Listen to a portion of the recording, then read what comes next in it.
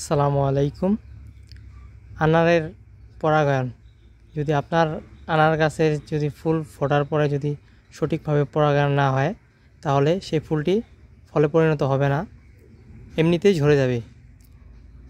তো কিভাবে পরাগায়ন করবেন? আগে দেখবেন যে স্ত্রী ফুল এবং পুরুষ ফুল চিনে নেবেন।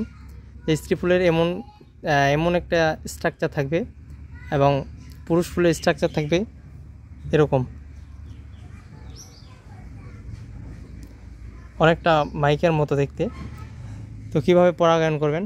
এরকম ফুলটা ফোটার পরে এই ফুলটার সাইডগুলা ভেঙে নেবেন। পুরুষ ফুলের সাইডগুলো ভেঙে নেওয়া হয়েছে। এখন পুরুষ ফুলের এই পাপড়ির অংশটা এই স্ত্রী ফুলের পাপড়িগুলার এই ফাঁকা জায়গাটাতে এরকম করে সুন্দর করে আস্তে আস্তে করে ঘষে দিতে হবে। এভাবে ঘষে দিলে আপনার স্ত্রী ফুলটা পরাগায়িত হবে এবং এটা থেকে ফুলে ফল পরিণত হবে। ধন্যবাদ।